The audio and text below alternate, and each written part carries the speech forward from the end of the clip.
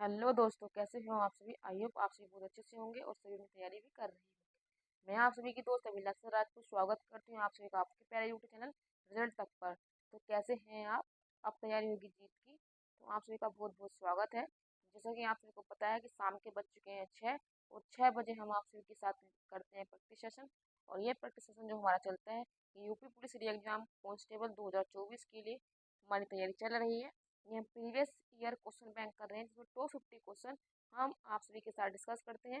Youth competition time का हमने ये प्रैक्टिस सेट चलाया हुआ है और ये सामान्य अध्ययन का हमारा प्रैक्टिस सेट है और रोज शाम 5-6 बजे होता है। आज हमारा प्रैक्टिस सेट नंबर 15 नंबर का यानी कि 14 प्रैक्टिस सेट हमारे कंप्लीट हो चुके हैं जो हमारे PYQ की फॉर्म में जो हमारे यूपी पुलिस के विगत वर्षों में आए हुए सवाल हैं वो मैं आप सभी के साथ सभी डिस्कस कर चुकी हूँ। और ये सवाल जो भी चैप्टर वाइज होते हैं क्योंकि पता है आपको सभी चैप्टरों को मिक्सिंग करके यहाँ पर सवाल दिए गए हैं। जो जो क्वेश्चन आए हैं वो हम सभी आप के साथ डिस्कस करते चल रहे हैं। सामान्य अध्ययन का हमारा आज का 15 नंबर का प्रैक्टिस सेट है तो सभी एक बार 6 बजे हमारे सेशन के साथ जुड़ जाएंगे। फिर स्वागत करेंगे आप सभी का और लेकर चलेंगे आपको एक अच्छे से शानदार सेशन की तरफ। जल्दी से एक बार जुड़ जाइएगा और फटाफट से सेशन को शेयर कर दीजिएगा। अगर आपको सेशन अच्छा लगे तो चैनल को सब्सक्राइब कर लेना और बेल आइकन को प्रेस भी कर लेना। तो चलिए आप सभी के लिए पहला क्वेश्चन आप सबकी स्क्रीन पर आ रहा है। फटाफट से क्वेश्चन को पढ़ना है। पढ़ने के बाद क्या अपने क्वेश्चन का आंसर भी आप सबको करते हुए चलना है। तो सभी को स्क्रीन पर पहला क्वेश्चन दिख रहा होगा तो सभी क्वेश्चन को पढ़ेंगे। पढ़ने के बाद अपने क्वेश्चन का आंसर भी करेंगे। तो क्वेश्चन नंबर 1 है कि निम्नलिखित में से कौन सा जोविन ग्रह नहीं है। पहला क्वेश्चन आप सभी के सामने है, पढ़ेंगे। निम्नलिखित में से कौन सा जोविन ग्रह नहीं है। मंगल, बृहस्पति, शनि और यूरेनस। तो कौन सा जोवियन ग्रह नहीं है वही आपको बताना है। जोवियन ग्रह का मतलब होता है वे ग्रह जो क्या है मतलब बहुत ही उनपे क्या है उनका जो घनत्व है बहुत कम है। गैस वहां पर अधिक मात्रा में पाई जाती है और वे ठंडे होते हैं। तो आप बताएंगे जो जोवियन ग्रह नहीं है वो जोवियन ग्रह की श्रेणी में मंगल ग्रह नहीं आता क्योंकि मंगल ग्रह क्या है पार्थिव ग्रह है। ऑप्शन नंबर के हमारा सही जवाब हो जाएगा। जोवियन ग्रह आपको पता होगा बृहस्पति, शनि, यूरेनस और क्या है एक और होता है जिसको हम वरुण बोलते हैं। तो 3-4 आपके जोविन ग्रह होते हैं, 4 आपके क्या है पार्थिव ग्रह होते हैं। जैसे आपको बुध, शुक्र, मंगल और क्या होगा शनि। मंगल और बुध तो ये क्या है आपके पृथ्वी। 4 आपके पृथ्वी पार्थिव ग्रह होते हैं जिनका संबंध क्या है पृथ्वी से होता है। और जो जोविन ग्रह होते हैं उनका संबंध बृहस्पति से होता है। और मंगल और बृहस्पति के बीच आपको पता होगा एक बेल्ट पाई जाती है जहाँ पर सूर्य ग्रह भी पाए जाते हैं। तो ये सभी आपको फैक्ट पता होंगे। हमारे क्वेश्चन का जो आंसर बना ऑप्शन नंबर के मंगल ग्रह हमारे क्वेश्चन का राइट आंसर बनेगा। चलिए नेक्स्ट क्वेश्चन पढ़ेंगे। क्वेश्चन नंबर 2 बिग बैंग की घटना कितने वर्ष पूर्व हुई थी। यानी कि जो बिग बैंग की जो घटना आती है वो कितने वर्ष पूर्व हुई थी। 4.6 वर्ष अरब पूर्व, 6.7 वर्ष अरब पूर्व या 13.7 अरब पूर्व या 13.7 अरब वर्ष पूर्व। तो कितने वर्ष पहले बिग बैंग की घटना हुई थी। क्वेश्चन नंबर 2 का सभी मुझे कमेंट बॉक्स में उत्तर करके बताएंगे और यह सवाल बहुत ही इंपॉर्टेंट है। तो आप सभी मुझे क्वेश्चन नंबर 2 का सभी बच्चे कमेंट बॉक्स में उत्तर करके बताएंगे। देखिए सवाल को बहुत ध्यान से पढ़ना है। पढ़ने के बाद उत्तर देना है क्योंकि गलती होने के चांसेस आपके सामने बढ़ सकते हैं क्योंकि एग्जामिनर ने ऑप्शन बहुत ही घुमा फिरा के आप सभी के सामने रखे हैं। तो सभी बच्चों का राइट जवाब भी आ रहा है। तो आप बताएंगे ऑप्शन नंबर के डी हमारे क्वेश्चन का सही जवाब हो जाएगा। 13.7 अरब वर्ष पूर्व क्या है बिग बैंग की घटना हुई थी। ऑप्शन नंबर के डी हमारे क्वेश्चन का सही जवाब है। आशा करती हूँ कि सभी के अभी तक दोनों सवाल सही हुए होंगे। आगे भी इसी तरह से आप अपना अच्छा प्रदर्शन कीजिएगा और मैं चाहूंगी कि आज आपके टॉप 50 में से 45 तो क्वेश्चन होने चाहिए यानी 40+ का आपका स्कोर रहना चाहिए। चलिए नेक्स्ट क्वेश्चन में बढ़ेंगे। अगला क्वेश्चन आप सभी के सामने है। क्वेश्चन को ध्यानपूर्वक से पढ़ना है और पढ़ने के बाद क्या अपने क्वेश्चन का आंसर भी आप करते चलना है। क्वेश्चन नंबर 3 को पढ़ना है। कोयला निम्न में से किसी प्रकार की सेल का उदाहरण है। यानी कि जो कोयला होता है वो कौन से प्रकार की सेल का उदाहरण है। आप मुझे कमेंट बॉक्स में क्वेश्चन नंबर 3 का सभी आंसर करके बताएंगे। आग्नेय सेल का है, अपसादी सेल का है कि कायांतरित सेल का है। आपको पता होगा हमारी पृथ्वी पर मुख्य 3 प्रकार की सेल पाई जाती है जो आपके सामने है। ये कोयला किस सेल का उदाहरण है वही आपको बताना है। फटाफट से क्वेश्चन नंबर 3 का सभी मुझे कमेंट करके आंसर बताएंगे। तो आप बताएंगे कोयला जो है अपसादी जो सेल होती है उनका उदाहरण है ऑप्शन नंबर के बी। और अपसादी सेल को हम सेडिमेंट्री रॉक भी कहते हैं। हमारे क्वेश्चन का सही जवाब बनेगा ऑप्शन नंबर के बी। और कोयले को हम क्या है, परतदार अपसादित चट्टान को परतदार शैल भी कह देते हैं। तो हमारा बी जवाब सही होगा। आई होप आप सबका भी आंसर सही होगा। इसी प्रकार से क्वेश्चन का आंसर करते हुए चलना है। और आप ये करेंगे 1 से लेकर 50 तक गिनती लिख लेंगे, ए बी सी भी लिख लेंगे, जो आंसर सही होगा उसको टिक मारिएगा और जो गलत होगा उसको गलत कर दीजिएगा। बाद में अपना फाइनल रिजल्ट आप अपने सामने देख सकते हैं कि कितना आपने 50 क्वेश्चन में सही किया, कितना गलत किया। आप सबके सामने अंतिम रिजल्ट आ जाएगा। क्वेश्चन नंबर 4 पर चलेंगे कि वायुमंडल में हीलियम गैस का आयतन के अनुसार प्रतिशत क्या है। यानी कि जो वायुमंडल है उसमें हीलियम गैस का कितना आयतन होता है, प्रतिशत के अनुसार आपको बताना है। 0.004%, 0.05%, 0.005% या 0.0018%। तो फटाफट से क्वेश्चन नंबर 4 का सभी मुझे एक बार सही उत्तर करके बताएंगे। तो आप बताएंगे हमारे वायुमंडल में जो हीलियम गैस का आयतन होता है परसेंटेज के अनुसार वो होता है 0.005%। ऑप्शन नंबर के सी हमारे क्वेश्चन का सही जवाब हो जाएगा। अगर मैं आपसे पूछूं कि वायुमंडल में सबसे अधिक मात्रा में या प्रतिशत में पाई जाने वाली गैस कौन सी होगी, तो आप बताएंगे नाइट्रोजन, उसके बाद होती है हमारी ऑक्सीजन, उसके बाद होती है हमारी आर्गन और उसके बाद होती है हमारी कार्बन। ये हमारी मुख्यतः 3 प्रकार की गैस होती हैं। जो नाइट्रोजन हमारी 78% होती है, ऑक्सीजन हमारी 21% होती है, आर्गन हमारी 0.03% होती है और 0.033% के पास कार्बन होती है। और जो बची गैस होती है वो अदर गैस हमारे वायुमंडल में पाई जाती है। ये मुख्यतः हमारे 4 प्रकार की गैस पाई जाती है। ये इसी क्रम में आपको याद रखना है क्योंकि इसी क्रम में ये गैसें पाई जाती हैं। कभी कभी क्या इन गैसों का क्रम लगाने के लिए भी आ जाता है, इसको आप नो एसी से याद रखेंगे। और इस प्रकार से अगर आप याद रखेंगे तो आपको क्वेश्चन कभी गलत नहीं होगा। चलिए मूव ऑन करेंगे नेक्स्ट स्लाइड पर। अगला क्वेश्चन फिर से आप सभी के सामने है। क्वेश्चन का आंसर करना है और करने के बाद अपने आंसर को भी देखते हुए चलना कि आप कितना सही कर रहे हैं कितना गलत। क्वेश्चन नंबर 5 आप सभी के सामने आ गया है कि सार गैसों सागर किस महासागर का भाग है। जो सार गैसों सागर है वो किस महासागर का भाग है। सार गैसों क्या है, एक प्रकार की घास होती है। यह किस महासागर का भाग है आपको बताना है। प्रशांत महासागर, आर्टिक महासागर, हिंद महासागर या अटलांटिक महासागर। तो सार गैसों सागर मुख्यतः किस महासागर में पाई जाती है। तो क्वेश्चन नंबर 5 का एक बार से फिर से मुझे यहाँ सही जवाब करके बताएंगे कि सार गैसों सागर किस महासागर का भाग है। तो आपका जो सही उत्तर बनेगा ऑप्शन नंबर के डी, अटलांटिक महासागर का भाग है सार गैसों सागर। तो हमारा सही जवाब बनेगा ऑप्शन नंबर के डी। और सार गैसों क्या है, एक प्रकार की ये क्या है, घास है। ये भी आप याद रखेंगे। कभी कभी अगर आपसे पूछ ले कि क्या है, घास है, सी फूड है, कुछ भी अगर दो ऑप्शन अलग डाल दे तो आप बताएंगे ये एक प्रकार की घास होती है और ये अटलांटिक महासागर में पाई जाती है। ऑप्शन नंबर के डी हमारे क्वेश्चन का सही जवाब बनेगा। क्वेश्चन नंबर 6 पर चलेंगे कि अंडमान और निकोबार को कौन सा जल क्षेत्र अलग करता है। यानी कि अंडमान और निकोबार को कौन सा जल क्षेत्र अलग करता है आपको कमेंट करके बताना है। ऑप्शन है 9 डिग्री चैनल, अंडमान सागर, मन्नारी खाड़ी या 10 डिग्री चैनल।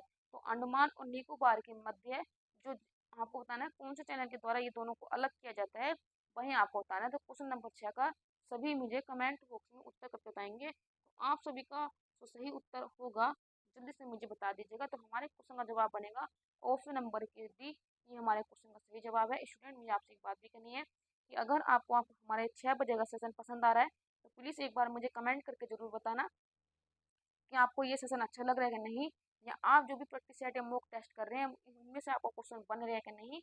तो ये सभी आप मुझे एक बार बता दीजिएगा क्योंकि अगर आप मुझे फीडबैक देंगे तो मैं लगेगा कि हाँ हमारा प्रैक्टिस सेट अच्छा चल रहा है, आपके साथ जो मेहनत हो रही है वो अच्छी मेहनत हो रही है। अगर आपको हमारा सेशन अच्छा लगे तो प्लीज़ चैनल को सब्सक्राइब कीजिएगा, बेल आइकन को प्रेस करना है और हमारे यूट्यूब चैनल को, आप सभी के यूट्यूब चैनल को आगे की तरफ बढ़ाना है। क्योंकि मुझे लग रहा है कि आप लोग, हम भले ही आपके लिए मतलब इतनी मेहनत कर रहे हैं, देखिए पीडीएफ बनाना, फिर क्लास बनाना, इसको बनाना, अच्छे से उसका कंटेंट तैयार करना काफ़ी समय लग जाता है। लेकिन आप सभी अगर हमारा सपोर्ट नहीं करेंगे तो क्योंकि आपके बिना तो ऐसा नहीं है कि ये क्लास ओनली मैं पढ़ूंगी, लेकिन आपकी पढ़ाई के लिए क्लास चलाई जा रही है। तो प्लीज़ मैं चाहूँगी कि सपोर्ट जरूर कीजिएगा, चैनल को सब्सक्राइब जरूर करना है। चलिए नेक्स्ट चलेंगे। अगला क्वेश्चन आप सभी के सामने है। क्वेश्चन नंबर 7 है कि कश्मीर घाटी निम्न में से किन दो पर्वत श्रेणियों के बीच स्थित है। जो कश्मीर घाटी है वो हिमालय के किन दो पर्वत श्रेणियों के मध्य स्थित है, वो आपको बताना है। ऑप्शन है आप सभी के सामने, जास्कर व बृहद हिमालय फिर पंजाल, लद्दाख व जास्कर या काराकोरम व लद्दाख। तो जो कश्मीर घाटी है वह किन दो पर्वत श्रेणी के मध्य है। जल्दी से मुझे क्वेश्चन नंबर 7 का सही उत्तर करेंगे। तो क्वेश्चन नंबर 7 का हमारा सही जवाब क्या हो जाएगा, आप बताएंगे ऑप्शन नंबर के बी। जो बृहद हिमालय में पीर पंजाल श्रेणी के मध्य है कश्मीर घाटी आती है, ऑप्शन नंबर के बी ये हमारे क्वेश्चन का सही जवाब बन जाएगा। मुझे उम्मीद है कि आप सभी का सही आंसर आएगा। जो पीर पंजाल जो ये सुरंग है, दर्रा है, ये भी कहाँ पर पाया जाता है आप बताएंगे। ये भी कश्मीर घाटी में पाया जाता है। और आपको पता होगा जो हमारा ट्रांस हिमालय वहाँ पर काराकोरम, जैसकर और लद्दाख क्या उसकी चोटियाँ हैं, ये भी आप याद रखेंगे। हमारे क्वेश्चन का सही जवाब क्या बनेगा? बृहद हिमालय, ग्रेटर हिमालय एवं पीर पंजाल के मध्य कश्मीर घाटी अवस्थित है। अगला क्वेश्चन नंबर 8 पर पहुंचेंगे कि पोचम पात परियोजना किस नदी पर स्थापित की गई है। क्वेश्चन नंबर 8 का जो ऑप्शन है महानदी पर है, ताप्ती नदी पर है, पेरियार नदी पर है या गोदावरी नदी पर है। तो पोचम पात परियोजना किस नदी पर स्थित की गई है? फटाफट से मुझे क्वेश्चन नंबर 8 का सभी के सभी सही उत्तर करके बताएंगे। काफी फेमस परियोजना है। आप बताएंगे जो पोचम पात परियोजना है वो किस नदी पर स्थित है। तो आप बताएंगे गोदावरी नदी पर स्थित है। ऑप्शन नंबर के डी ये हमारे क्वेश्चन का सही जवाब हो जाएगा। और आपको पता होगा पेरियार नदी आपको कहाँ पर मिलेगी? ये मिलेगी आपको केरल में, तापी नदी मिलेगी आपको गुजरात में, और महानदी भी आपको कहाँ मिलेगी? राजस्थान गुजरात के बॉर्डर पर मिलेगी। लेकिन गोदावरी नदी हमारा सही जवाब हो जाएगा, जो महाबलेश्वर की पहाड़ियों से निकलती है। और ये कहाँ कहाँ है महाबलेश्वर पहाड़ी? तो आपको मिलेगी मुंबई महाराष्ट्र में। तो क्वेश्चन का सही जवाब बनेगा डी। आपको याद होगा सभी का एक बार से सही उत्तर है। चलिए हम नेक्स्ट उस क्वेश्चन पर चलेंगे। अगला स्लाइड पर क्वेश्चन आप सभी के सामने है। क्वेश्चन नंबर 9 है कि भारत में टीन का अधिकांश उत्पादन किस राज्य में होता है। तो आपको बताना है कि भारत में जो टीन का उत्पादन है अधिकांशतः किस राज्य में होता है। राजस्थान, उड़ीसा, छत्तीसगढ़ या कर्नाटक। तो क्वेश्चन नंबर 9 का सभी एक बार कमेंट बॉक्स में उत्तर करके बताएंगे कि टीन का अधिकांश उत्पादन किस राज्य में होता है। 4 ऑप्शन आप सभी के सामने हैं। एकदम सही जवाब आप सभी को होना चाहिए। तो आप बताएंगे भारत में जो टीन का अधिकांश उत्पादन होता है वो होता है ऑप्शन नंबर के सी, छत्तीसगढ़ में होता है। तो आप याद रखिए हमारे क्वेश्चन का सही जवाब बनेगा छत्तीसगढ़। ये हमारे क्वेश्चन का सही जवाब हो जाएगा। तो स्टूडेंट आप सभी को पता चल गया होगा हमारे क्वेश्चन का जो सही जवाब बनेगा वो बनेगा ऑप्शन नंबर के सी, छत्तीसगढ़ हमारे क्वेश्चन का सही जवाब हो जाएगा। अधिकांश टीन का जो उत्पादन होता है वो कहाँ? छत्तीसगढ़ राज्य में होता है। ऑप्शन नंबर के सी हमारा सही जवाब हो जाएगा। आपको पता होगा राजस्थान में खिजले की खान पाई जाती है, जहाँ को आपको क्या है जस्ता और शीशे का उत्पादन होता है। उड़ीसा में आपको क्या है लोहे के उत्पादन मिलेंगे। कर्नाटक में आपको बाबा बुदन की पहाड़ी पर क्या है लोहे का उत्पादन होता है। तो ये सभी आपको याद रखना है। लेकिन टीन का अधिकांश तो उत्पादन कहाँ पर मिलेगा? आपको छत्तीसगढ़ में मिलेगा। ऑप्शन नंबर के सी हमारे क्वेश्चन का सही जवाब बनेगा। आई होप आप सभी का सवाल भी सही होगा। और अभी तक आपके मुझे लगता है कि 7+ नंबर चले रहे होंगे। चलिए अगला सवाल देखेंगे। अगला क्वेश्चन नंबर 10 आप सभी के सामने है। फटाफट से मुझे क्वेश्चन नंबर 10 का सभी उत्तर करके बताएंगे कि महावीर ने अपना पहला उपदेश किस भाषा में दिया था। यानी महावीर स्वामी जो जैन तीर्थंकर थे और यहाँ के 24वें क्रम के तीर्थंकर थे, उन्होंने कौन सी भाषा में उपदेश दिए थे? पाली भाषा में दिए थे, प्राकृत भाषा में दिए थे, संस्कृत भाषा में दिए थे या अभ्रंश भाषा में दिए थे। तो जल्दी से क्वेश्चन नंबर 10 का आप सही उत्तर करेंगे और मुझे बताएंगे कि महावीर स्वामी ने पहला उपदेश किस भाषा में दिया था। जल्दी से एक बार 10वां क्वेश्चन आप सभी के सामने है। आपको पता होगा कि इन्होंने जो जैन धर्म था उसमें 5 महाव्रत दिए थे। सत्य, अहिंसा, अपरिग्रह और चोरी ना करने वाला, और मतलब कि जो सबसे 5वां जो इम्पोर्टेंट था जो उन्होंने जोड़ा था 5वां महाव्रत, आपको पता होगा उन्होंने जोड़ा था ब्रह्मचर्य। तो ये 5 व्रत जो महाव्रत थे ये महावीर स्वामी के द्वारा दिए गए थे। और जो 4 महाव्रत थे वहाँ पर जो पार्श्वनाथ थे उनके द्वारा दिए गए थे। लेकिन 5वां जो ब्रह्मचर्य का जो महाव्रत जोड़ा गया था वो महावीर स्वामी के द्वारा जोड़ा गया था, ये भी आपको पता होगा। और इन्होंने प्राकृत भाषा में क्या है उपदेश दिए थे सबसे पहली भाषा में। ऑप्शन नंबर की भी हमारा सही जवाब हो जाएगा।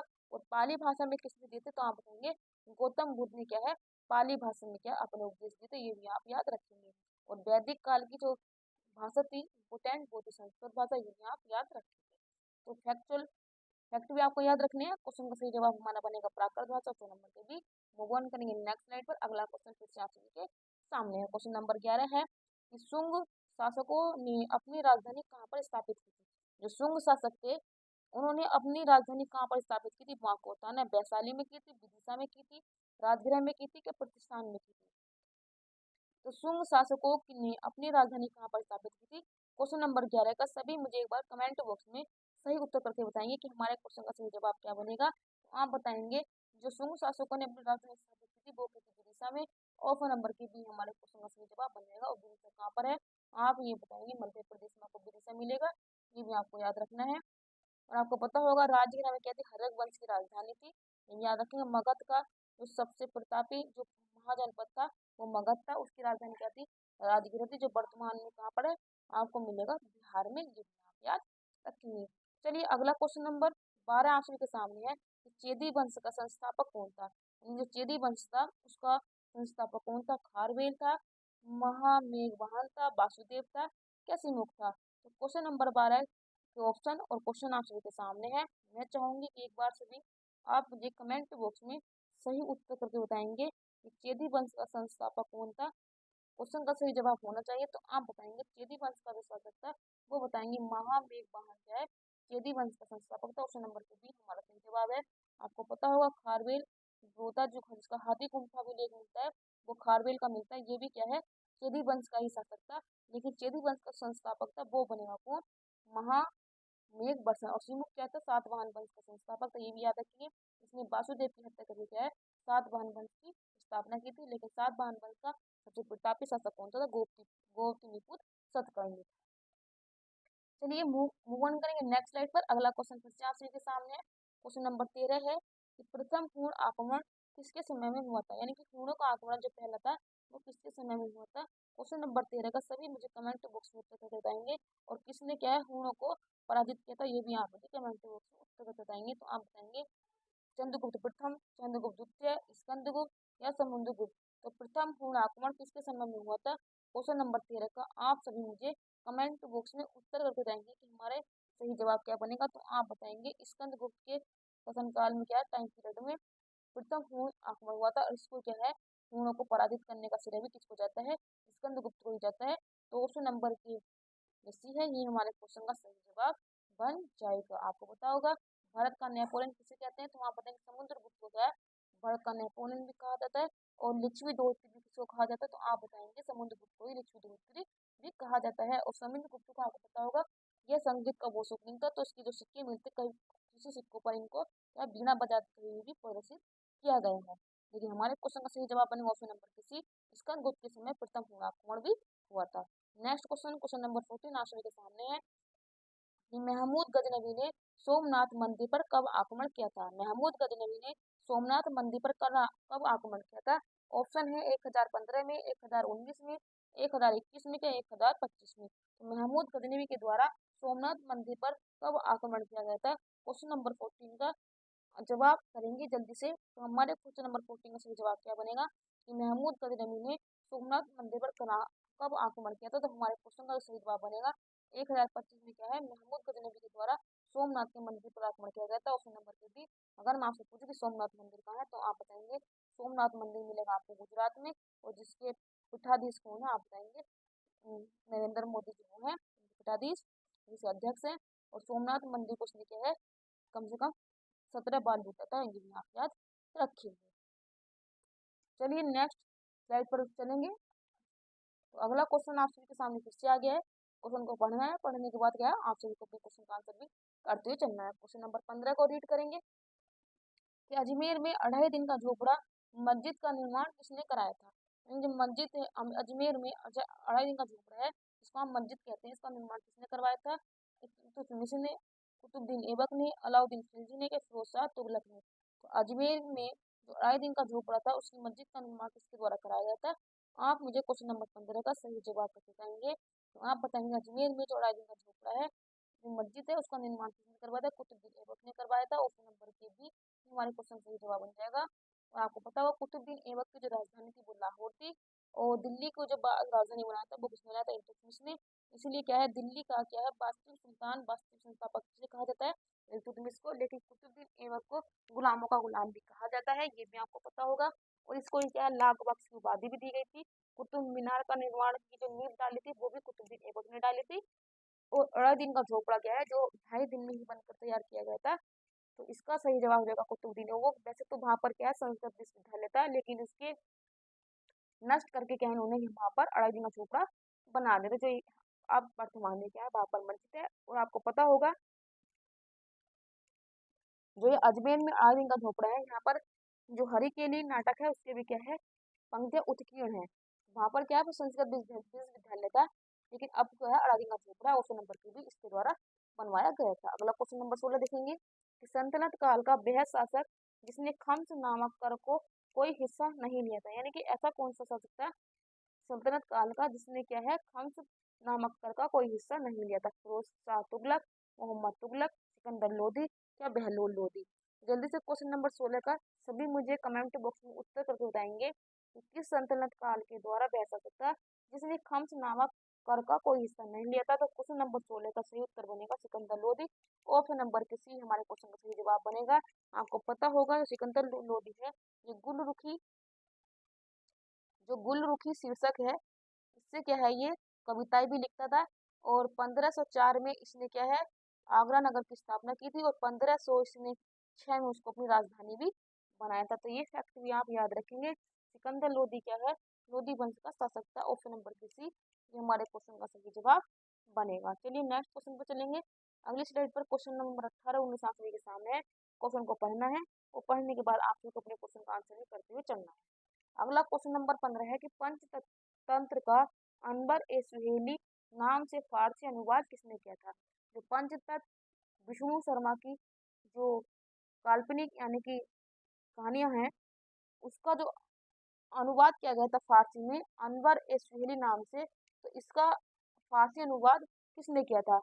हुसैन इब्न अली बेज ने, बदायूं ने, अब्दुल रहीम खान खाना ने या इब्राहिम सरहिंदी ने। तो पंचतंत्र का फारसी अनुवाद अनबर ए सुलह नाम से किसने किया था। कमेंट बॉक्स में आप सभी का सही उत्तर आना चाहिए। तो क्वेश्चन नंबर 18 का जो हमारा सही जवाब बनेगा वो बनेगा हुसैन इब्न अली बेज। ऑप्शन नंबर ए ये हमारे क्वेश्चन का सही जवाब बन जाएगा। आशा है कि अभी तक आपके सभी क्वेश्चन बन रहे होंगे। अभी तक आप क्या 15 प्लस पे चल रहे होंगे और इसी प्रकार से आपको अपनी क्या है भागीदारी निभानी है जब तक एग्जाम होना है। और मुझे उम्मीद है कि जहाँ तक आपके एग्जाम में होने लगेगी और आपको पता होगा कि यूपी में बहुत ज्यादा से क्या वैकेंसी के ऊपर भर्ती के ऊपर ध्यान दिया जा रहा है और जल्द से जल्द आपको क्या है बहुत सारी वैकेंसी देखने के लिए मिलेगी। ये नहीं है कि ये जो आप प्रैक्टिस सेट कर रहे हैं आपको यूपी पुलिस में काम आएगा। आप जिस भी एग्जाम में बैठेंगे यहाँ से आपको 100% क्वेश्चन मिलेंगे जरूर। अगला क्वेश्चन नंबर 19 पर चलेंगे। निम्नलिखित में से किसे मुगल बादशाह द्वारा निजाम उल मुल्क की उपाधि प्रदान की थी, यानी कि ऐसा कौन सा मुगल बादशाह था जिसे निजाम उल मुल्क की उपाधि प्रदान की गई थी। सादत खां था, चिनकिलिच खां था, सफदरजंग था, क्या सादतुल्ला था। तो क्वेश्चन नंबर 19 का सभी मुझे कमेंट बॉक्स में उत्तर करके बताएंगे कि मुगल बादशाह के द्वारा किसे निजाम उल मुल्क की उपाधि दी गई थी। तो क्वेश्चन नंबर 19 का सभी का राइट जवाब आना चाहिए। तो आप बताएंगे चिनकिलिच खां जो क्या है पश्चिम बंगाल का शासक था। ऑप्शन नंबर की भी इसको क्या है निजाम उल मुल्क की उपाधि भी दी गई थी। ऑप्शन नंबर की भी हमारे क्वेश्चन का राइट आंसर हो जाएगा। और अवध का पहला नवाब कौन सा तो सादत खान था ये भी यहाँ पे रखेंगे। और अवध का अंतिम नवाब कौन सा था बिरजिस कादिर बदायूं अवध का क्या था अंतिम नवाब था। और चिनकिलिच खां जिसको आप पश्चिम बंगाल का या कोलकाता का शासक भी कह देते हैं इसको चिनकिलिच खां कहेंगे। इसको क्या है निजाम उनकी उपाधि मुगल बादशाह के द्वारा दी गई थी। चलिए नेक्स्ट स्लाइड पर चलेंगे। अगला क्वेश्चन आप सभी के सामने है क्वेश्चन नंबर 20 21। क्वेश्चन नंबर 20 का सभी मुझे जवाब देंगे क्या होगा। स्थायी बंदोबस्त व्यवस्था किस वर्ष लागू की गई थी, यानी स्थायी बंदोबस्त व्यवस्था को किस वर्ष लागू किया गया था। और स्थायी बंदोबस्त व्यवस्था लॉर्ड कॉर्नवालिस के द्वारा शुरू की गई थी लेकिन यह किस वर्ष लागू की गई थी। 1786 में, 1790 में, 1791 की 1793 में। तो क्वेश्चन नंबर 20 का सभी एक बार कमेंट बॉक्स में उत्तर करेंगे कि स्थायी बंदोबस्त व्यवस्था किस वर्ष लागू की गई थी जो लॉर्ड कॉर्नवालिस ने शुरू की थी। तो आप बताएंगे ऑप्शन नंबर के डी 1793 में इस व्यवस्था को शुरू किया गया था। तो ये हमारे क्वेश्चन का सही जवाब बनेगा डी। वेरी गुड आप सभी का सही जवाब है। अगला क्वेश्चन आप सभी के सामने क्वेश्चन नंबर 21 है। क्वेश्चन नंबर 21 है कि सार्वजनिक समाज की स्थापना किसके द्वारा की गई थी, यानी कि सार्वजनिक समाज की स्थापना किसके द्वारा की गई थी। ये आप मुझे कमेंट बॉक्स में इसका उत्तर करके बताएंगे हमारे क्वेश्चन का सही जवाब क्या बनेगा। महादेव गोविंद रनाडे सॉरी आत्माराम पांडुरंगा, आप बताएंगे गोपाल कृष्ण गोखले क्या महात्मा गांधी। तो सार्वजनिक समाज की स्थापना किसके द्वारा की गई थी। जल्दी से आप मुझे क्वेश्चन नंबर 21 का सही आंसर करेंगे। तो आप बताएंगे क्वेश्चन नंबर 21 का जो हमारा सही जवाब बनेगा महादेव गोविंद रनाडे के द्वारा क्या है सार्वजनिक समाज की स्थापना की गई थी। और आपको पता होगा महादेव गोविंद रनाडे को महाराष्ट्र का सुकरात भी कहा जाता है। ये भी आप फैक्ट याद होना चाहिए। अगर आपको पूछेगा कि महाराष्ट्र का सुकरात किसे कहते हैं? तो आप बताएंगे महादेव गोविंद रानडे को महाराष्ट्र का सुकरात भी कहा जाता है। तो ये फैक्ट भी आपको याद रखना है। अगर आपसे पूछा जाएगा कि महात्मा गांधी के राजनीतिक गुरु कौन थे, तो आप रहेंगे गोपाल कृष्ण गोखले थे, जिन्होंने 1905 में क्या है बनारस कांग्रेस के अधिवेशन की अध्यक्षता भी की थी। और इन्हीं ने क्या है अभिनव भारत, जिसको 1899 में बनाया था, और इसका मित्र मेला के नाम से इसकी स्थापना की थी। लेकिन 1904 में इसका नाम क्या अभिनव भारत भी हो गया था, जो कहता है ये गुप्त संगठन था। और महात्मा गांधी को तो सभी जानते होंगे, इनसे तो सब परिचित होंगे, इनके बारे में तो अधिकतर फैक्ट आपको याद भी होंगे। तो ये सभी फैक्ट आपको याद रखने हैं, इन फैक्ट से भी आपके लिए क्वेश्चन बनेगा, तो आप अपना क्वेश्चन का आंसर बना दीजिएगा। चलिए नेक्स्ट स्लाइड पर चलेंगे। अगला क्वेश्चन फिर से आप सभी के सामने है। क्वेश्चन नंबर 22 और 23 है कि मद्रास की संधि किन के बीच हुई थी, यानी कि मद्रास की संधि किन किन के मध्य हुई थी, वही आपको बताना है। मद्रास की संधि, यहाँ पर श्रीरंगपट्टनम की संधि, तो चार युद्ध क्या है यहाँ पर हुए थे। तो आप जल्दी से मुझे बताएंगे कि किन किन के मध्य मद्रास की संधि हुई थी। अंग्रेज और हैदर अली, अंग्रेज एवं टीपू सुल्तान, हैदर अली एवं मराठा, निजाम और हैदर अली। तो क्वेश्चन नंबर 22 का एक बार फिर से सही जवाब करेंगे कि मद्रास की संधि किन के मध्य की गई थी। ऑप्शन है आपके सामने है, तो आप बताएंगे मद्रास की संधि जो है अंग्रेज और हैदर अली के मध्य की गई थी। ऑप्शन नंबर की हमारे क्वेश्चन का सही जवाब बन जाएगा। अंग्रेजों और ये जो मद्रास था, इनके बीच है 4 युद्ध होते हैं, जिस पर क्या दूसरे में युद्ध में हैदर अली की और अंतिम युद्ध में टीपू सुल्तान की क्या है मृत्यु हो जाती है। ये भी आप याद रखेंगे। अगला क्वेश्चन नंबर 23 आप सबके सामने है कि नवजीवन समाचार पत्रिका के संपादक कौन थे, यानी कि नवजीवन जो समाचार पत्र था इसके संपादक कौन थे। लाला लाजपत राय, दादा भाई नौरोजी, या आप बताएंगे महात्मा गांधी या मोतीलाल नेहरू। नवजीवन समाचार पत्र के संपादक कौन थे। क्वेश्चन नंबर 23 का एक बार फिर से क्वेश्चन आप सबके सामने है। क्वेश्चन नंबर 23 का क्वेश्चन भी आप सबके सामने है। आप मुझे इसका सही उत्तर करके बताएंगे कि नवजीवन समाचार पत्र के संस्थापक कौन थे। तो आप बताएंगे महात्मा गांधी जी क्या थे, नवजीवन समाचार पत्र के संपादक थे। ऑप्शन नंबर सी हमारे क्वेश्चन का सही जवाब बन जाएगा। और इंडियन ओपिनियन जो समाचार पत्र था वो अंग्रेजी भाषा में कहाँ पर प्रकाशित होता था, आप बताएंगे अफ्रीका में प्रकाशित होता था। ये भी बहुत ज्यादा से क्वेश्चन पूछा जाना जाता है। इंडियन ओपिनियन आप याद रखेंगे। और दादा भाई नौरोजी को भारत का सबसे बुजुर्ग व्यक्ति यानी ग्रैंड ओल्ड मैन के नाम से भी जाना जाता है, ये भी आप याद रखेंगे। और लाला लाजपत राय तो आपको पता होगा, इनको क्या पंजाब केसरी के नाम से भी जाना जाता है। तो ये सभी फैक्ट आप सभी को पता होगा। चलेंगे नेक्स्ट क्वेश्चन पर, अगले स्लाइड पर आप सभी के सामने है। क्वेश्चन नंबर 24 और 25 आप सभी के सामने है। दोनों क्वेश्चन आपको इकोनॉमिक्स से है, तो इकोनॉमिक्स भी आपको आनी चाहिए, क्योंकि यहाँ से आपको क्या है क्वेश्चन बन जाते हैं। क्वेश्चन नंबर 24 है कागजी मुद्रा या कृत्रिम मुद्रा जिसको आर्टिफिशियल मनी कह देते हैं वो क्या है। डॉलर है, प्रत्यक्ष विदेशी निवेश है, विशेष आहरण मुद्रा है, या उपयुक्त में से कोई नहीं। तो कागजी मुद्रा, कृत्रिम मुद्रा जिसको हम आर्टिफिशियल मुद्रा कहते हैं वह है क्या। तो क्वेश्चन नंबर 24 का ऑप्शन आप सभी के सामने है, तो आप बताएंगे तो कृत्रिम मुद्रा होती है, जैसे कि वो हो जाएगी ऑप्शन नंबर के सी विशेष आहरण मुद्रा। ऑप्शन नंबर के सी क्वेश्चन नंबर 24 का सही जवाब बन जाएगा। अगला क्वेश्चन नंबर 25 है केंद्रीय बजट में पूंजीगत प्राप्तियों के अंतर्गत निम्न में से कौन शामिल नहीं किया जाता है, यानी कि जो केंद्रीय बजट आता है उसमें पूंजीगत जो प्राप्ति होती है उनमें किस किस को शामिल करते हैं किस चीज को नहीं। लेकिन आपसे पूछा कि किसको शामिल नहीं करते हैं, तो आप मुझे इसका कमेंट बॉक्स में सही उत्तर करके बताएंगे कि हमारे क्वेश्चन का सही जवाब क्या बनेगा। निवेश, विनिवेश, विदेशी ऋण और आंतरिक बाजार उधारी।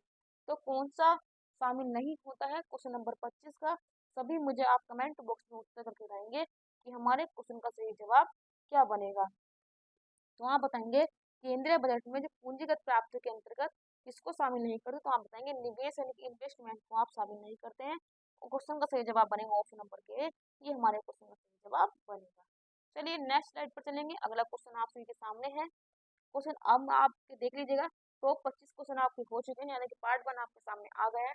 पार्ट 1 में आपने कितने सही सवाल किए क्वेश्चन नंबर 25 में, आप सभी के सामने आपका रिजल्ट भी होगा, क्योंकि आप अपने क्वेश्चन भी चेक कर रहे होंगे। अब आप सामने होगा पार्ट 2।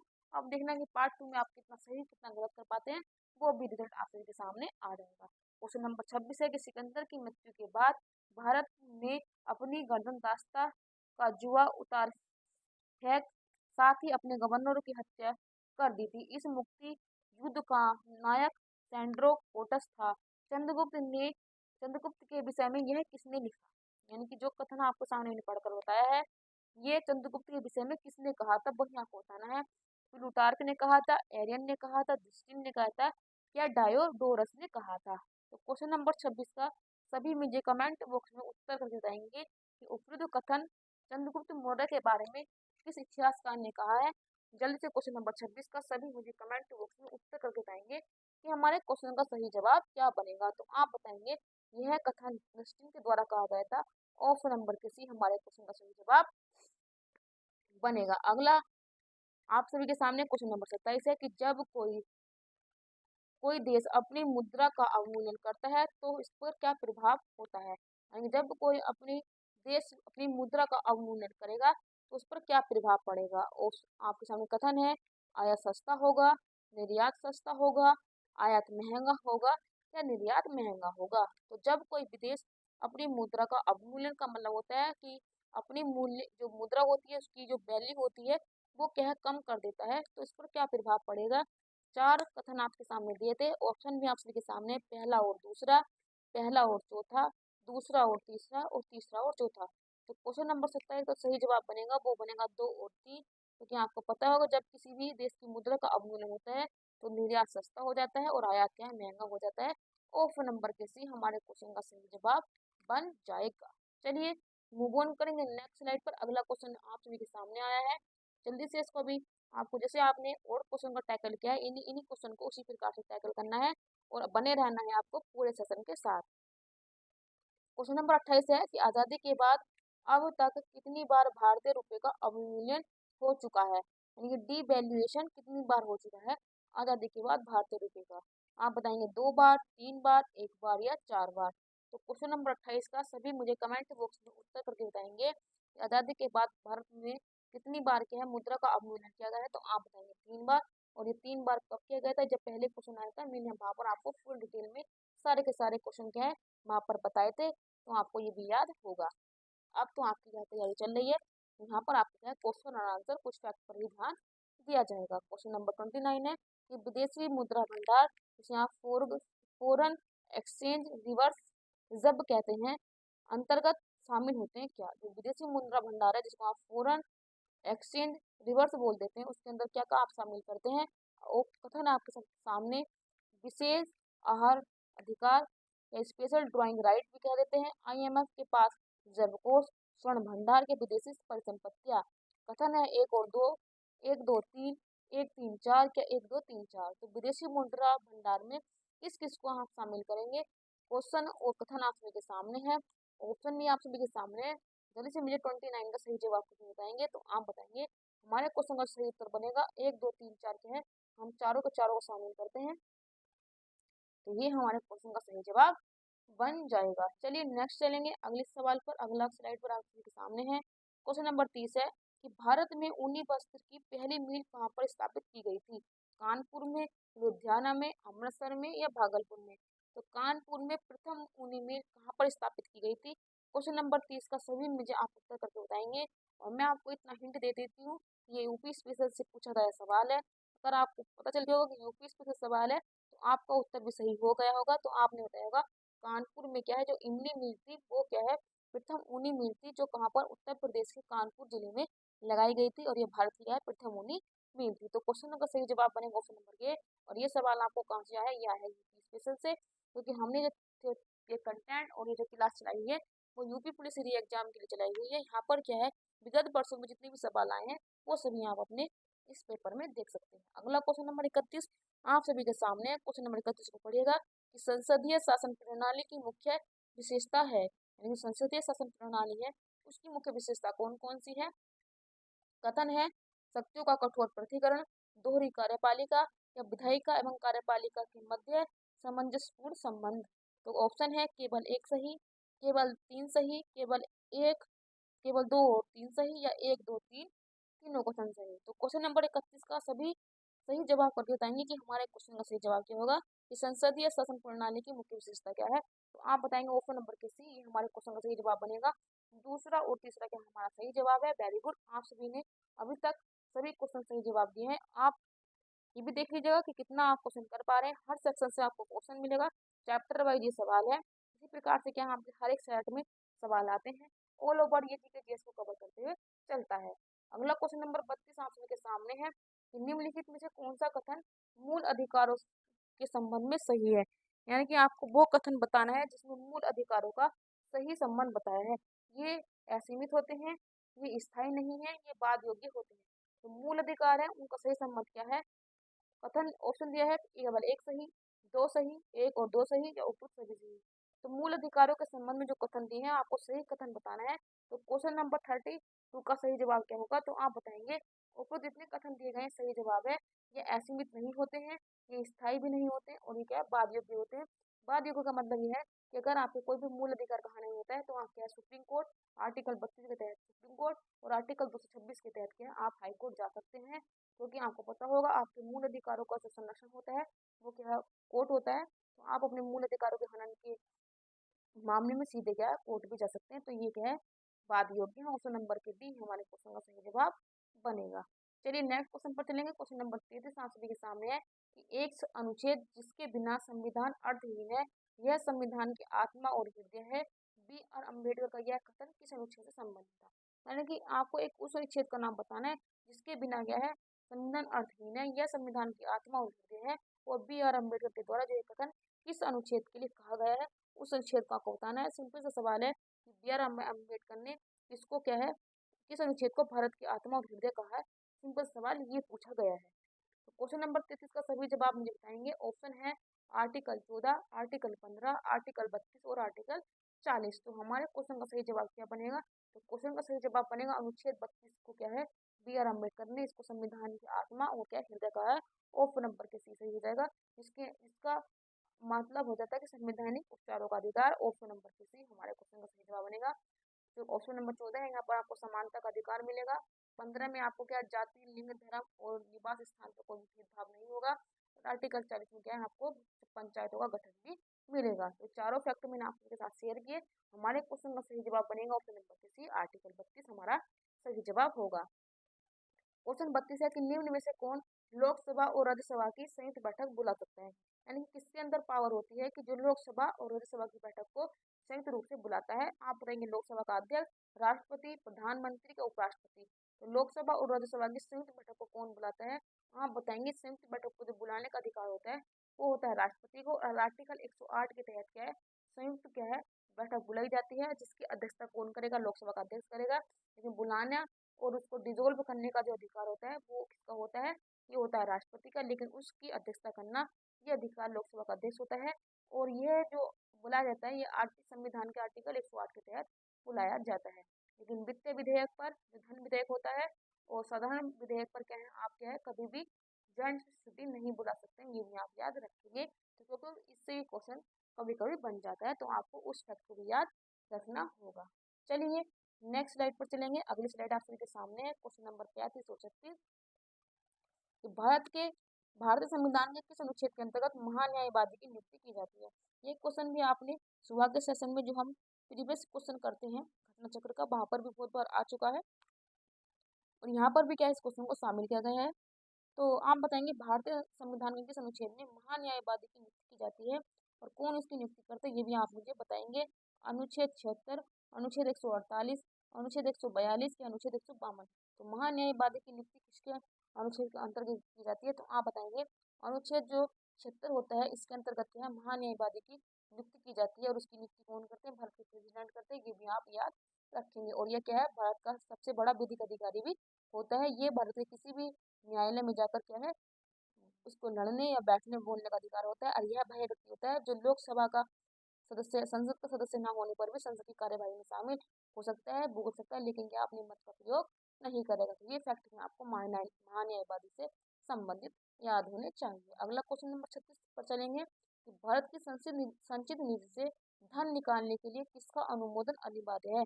यानी कि अगर आपको भारत की संचित निधि से धन निकालना है तो किसका अनुमोदन आपको प्राप्त होना चाहिए।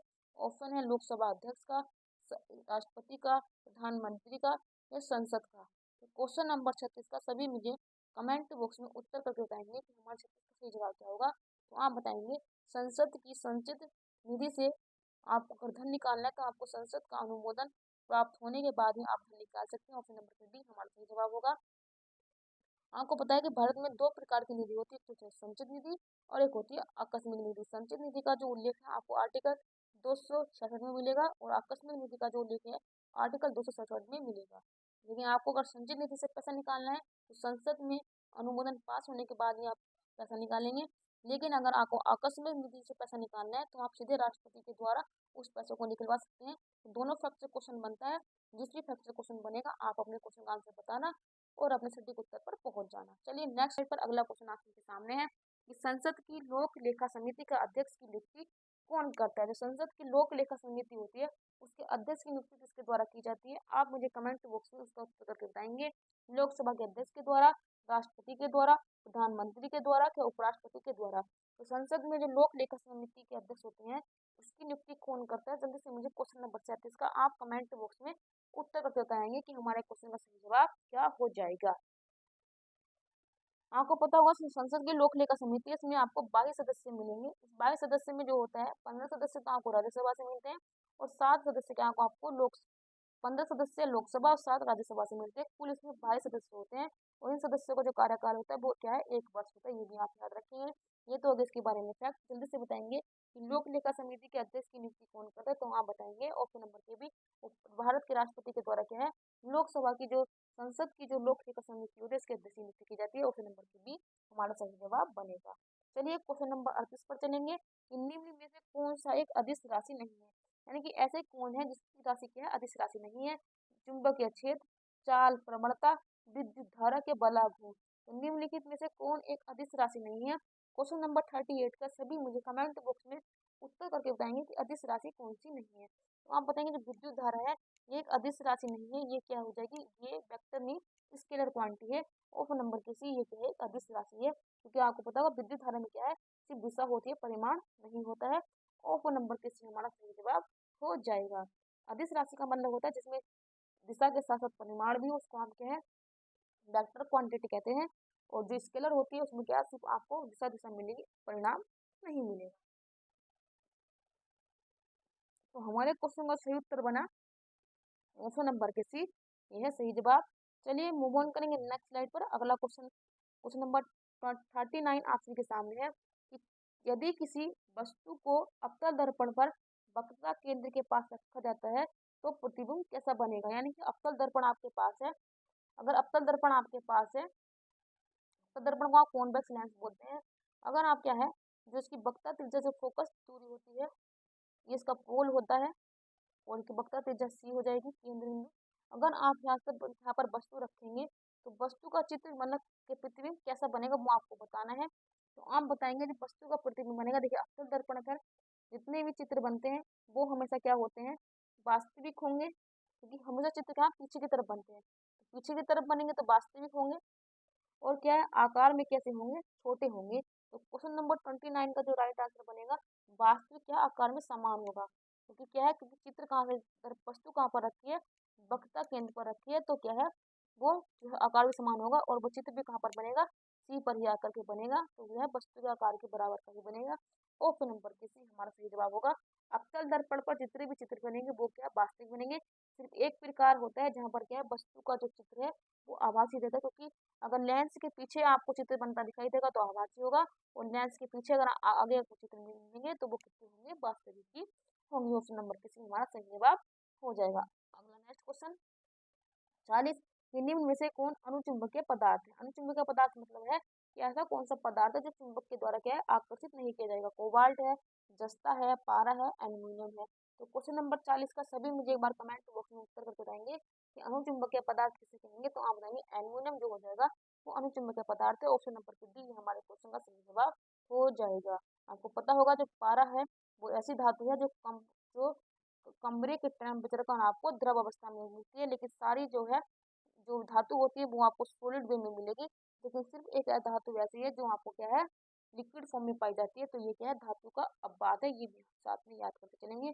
और कोबाल्ट साल्ट एक ऐसा मेटल है, ऐसी रासायनिक तत्व है जिसका प्रयोग आप क्या है ट्यूमर कैंसर के इलाज में इसका प्रयोग भी करते हैं। जस्ता का आप जस्तीकरण करते हैं जिसको आप ग्लैविलेशन बोलते हैं। लोहे पर आपको क्या है इस पर खराब ना हो इसके संरक्षण की परत चढ़ाने के लिए जस्ते की परत का आप यूज करते हैं। तो चारों फैक्ट मैंने आप सभी के सामने रखे हैं। नेक्स्ट स्लाइड पर चलेंगे। अगला क्वेश्चन फिर से आप सभी के सामने क्वेश्चन नंबर 41 है कि प्रकाश का तरंग सिद्धांत किसके द्वारा किया जाता है। ये भी क्वेश्चन मैं आप सभी के साथ पहले डिस्कस कर चुकी हूँ। जितने भी बच्चे मुझसे आप पहले से जुड़े हुए हैं तो उन सभी का तो आंसर ये 100% सही होगा। बाकी बच्चे भी क्या इस क्वेश्चन का सही आंसर करने की पूरी कोशिश करेंगे। तो जो प्रकाश का तरंग सिद्धांत है वो किसके द्वारा किया गया था। आइंस्टीन के द्वारा, रोमर के द्वारा, हाइगेंस के द्वारा कि न्यूटन के द्वारा। तो क्वेश्चन नंबर 41 का सही जवाब क्या हो जाएगा, वो होगा हमारा ऑप्शन नंबर के सी, हाइगेंस के सिद्धांत को क्या है प्रकाश का तरंग सिद्धांत या हाइगेंस का सिद्धांत कह देते हैं। तो हाइगेंस के द्वारा क्या है प्रकाश का तरंग सिद्धांत भी दिया गया था। ऑप्शन नंबर के सी हमारा सही जवाब हो जाएगा। रोमर के द्वारा बताया गया था जब प्रकाश होता है वो फोटोन के रूप में चलता है, यानी कि यह पैकेटों के रूप में यह आगे की तरफ चलता है। तो इसको बताने वाले कौन थे, रोमर वैज्ञानिक के द्वारा यह बताया गया था, ये भी आप याद रखेंगे। आइंस्टीन के द्वारा क्या था, ई बराबर एम सी स्क्वायर, ये फॉर्मूला इनके द्वारा दिया गया था। और न्यूटन के द्वारा को गति विषयक नियम भी दिए गए थे। तो ये सभी आपको फिजिक्स में कभी कभी आपके सामने क्वेश्चन पूछ लेता है, तो आपको हर प्रकार से क्या तैयार रहना है। जिस भी तरह से आप सभी के सामने एग्जाम में क्वेश्चन रखेगा उसी वे में आपको आंसर देते हुए चलना है। और जितने भी फैक्ट मैं आप सबको बताते हुए चल रही हूँ ये भी आप क्या है अपनी नोटबुक में नोट डाउन करते हुए चलेंगे। अगला क्वेश्चन नंबर 42 है कि सोलर कुकर में किसका उपयोग किया जाता है। जो सोलर कुकर होते हैं उसमें किस प्रकार के दर्पण का आप यूज करते हैं। आप मुझे क्वेश्चन का राइट आंसर करके बताएंगे। ऑप्शन है उत्तल दर्पण, अवतल दर्पण, समतल दर्पण या उत्तल लेंस। तो सोलर कुकर में किस प्रकार के दर्पण का आप यूज करते हैं, तो आप बताएंगे सोलर कुकर में हम क्या अवतल दर्पण का इस्तेमाल करते हैं। ऑप्शन नंबर के बी हमारे क्वेश्चन का सही जवाब हो जाएगा। कि अवतल दर्पण जो होता है वो क्या है एक ही बिंदु पर क्या है जितनी भी किरणें होती है उनको क्या अवशोषित कर लेता है एक ही बिंदु पर, यानी कि अब ये किरणों को अवशोषित करता है। ये सोलर कुकर में आप किसका प्रयोग करेंगे, अवतल दर्पण का करेंगे। और अवतल दर्पण को आप कॉनकेव मिरर भी बोल देंगे। चलिए नेक्स्ट चलेंगे। अगला क्वेश्चन आप सभी के सामने है। क्वेश्चन नंबर 43 है कि निम्नलिखित में से कौन जानवर जो जर्मन सिल्वर के मिश्र धातु के अवयव है, यानी कि जो जर्मन सिल्वर होती है इसमें कौन कौन से अवयव को मिलाकर एक जनवर सिल्वर मिश्र धातु को तैयार किया जाता है। ऑप्शन है जस्ता, तांबा जस्ता चांदी, तांबा टीन चांदी, तांबा जस्ता टीन या जस्ता निकिल और तांबा। तो जर्मन सिल्वर में कौन कौन से अवयव को मिलाकर एक मिश्र धातु तैयार की जाती है। क्वेश्चन नंबर 43 का सभी का राइट आंसर आना चाहिए।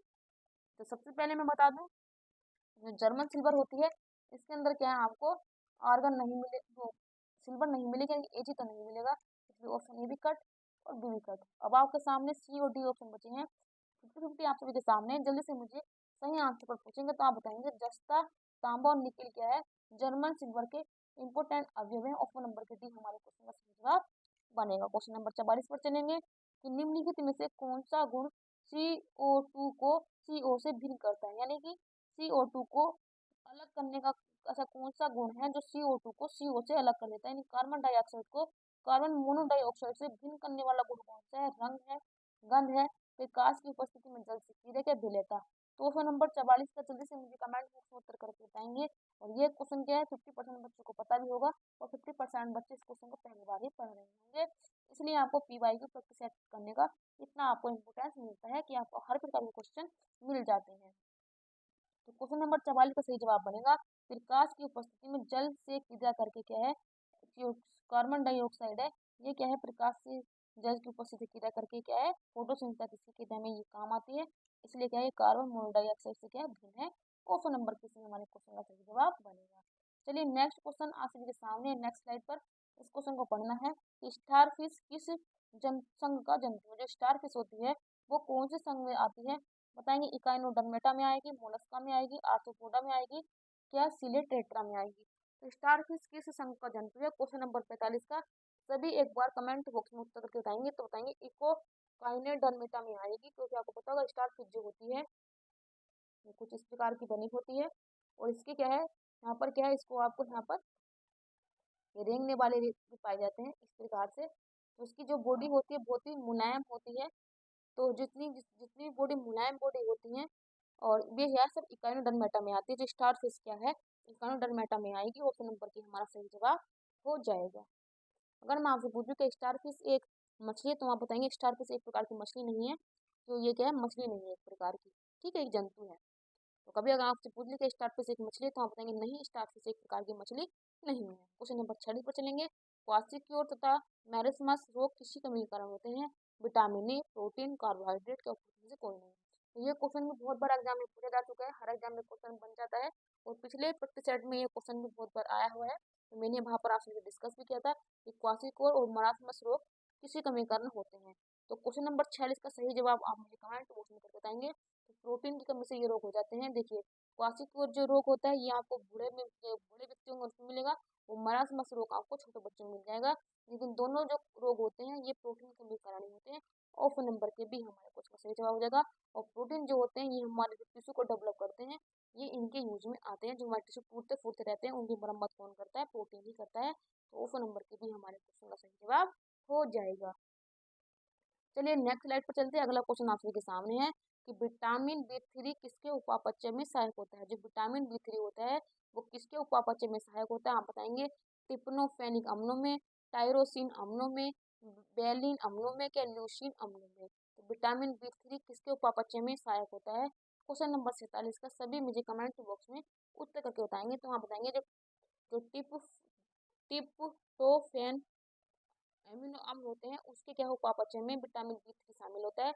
तो ऑप्शन नंबर के ए हमारे क्वेश्चन का सही जवाब बन जाएगा। आशा है कि अभी तक आपका स्कोर काफी अच्छा चल रहा होगा, क्योंकि मैंने आपका टारगेट दिया था कि आपको 40+ स्कोर होना चाहिए।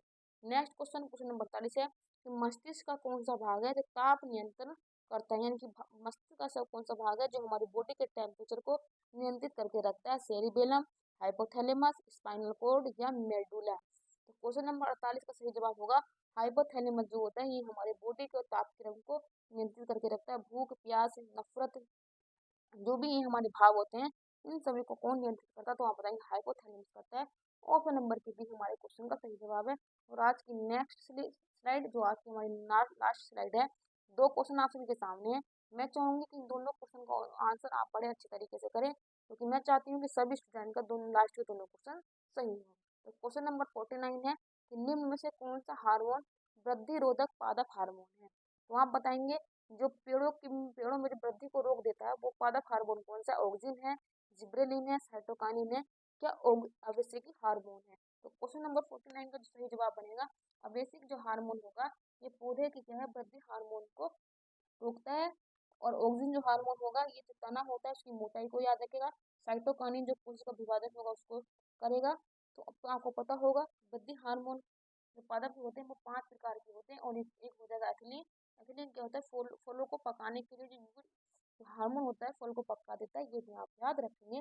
तो 5 प्रकार के हार्मोन होते हैं पादप हार्मोन, वो पादप में पाए जाते हैं, ये भी आप याद रखेंगे। क्वेश्चन का सही जवाब बनेगा ऑप्शन नंबर के डी। आज का लास्ट क्वेश्चन कि प्रोटीन का पाचन शरीर के किस अंग से आरंभ होता है? यानी प्रोटीन का जो पाचन होता है वो बॉडी के कौन से पार्ट से आरंभ होता है? मुख से होता है, ग्रास नली में होता है, आमाशय में होता है, कि छोटी आंत से होता है? तो क्वेश्चन नंबर 50 का सही जवाब बनेगा प्रोटीन का पाचन आमाशय से बन होगा। आमाशय का मतलब हो जाएगा हमारा पेट, जिसको हम स्टोमच भी कह देते हैं। तो यहाँ से क्या है? प्रोटीन का पाचन होता है। ऑप्शन नंबर सी हमारे क्वेश्चन का सही जवाब बनेगा। और हमारे मुख में किसका पाचन होना शुरू हो जाता है? कार्बोहाइड्रेट का जो पाचन होना शुरू होता है वो हमारे मुख से होना शुरू हो जाता है। लेकिन प्रोटीन का पाचन हमारे आमाशय यानी पेट यानी स्टोमच से शुरू होता है प्रोटीन का पाचन। तो ये थे हमारे टॉप 50 क्वेश्चन। तो 50 क्वेश्चन में आपने कितना किया ये तो आप सभी को मालूम चल गया होगा। कितने क्वेश्चन आप सभी ने डिस्कस किए, कितने आप सभी ने क्वेश्चन सही बनाए, तो वो आपको आपके सामने रिजल्ट भी होगा। आपने टॉप 50 में से कितना क्वेश्चन किया ये आप रिजल्ट आपके सामने है। अगर आप मेरे से शेयर करना चाहते हैं तो आप मुझे ऑफलाइन कमेंट करके अपना उत्तर बता दीजिएगा। तो आज के सेशन से जुड़ने के लिए सभी स्टूडेंट का बहुत बहुत धन्यवाद। रिजल्ट परिवार को अपना प्यार अपना सपोर्ट बनाए रखने के लिए बहुत बहुत धन्यवाद।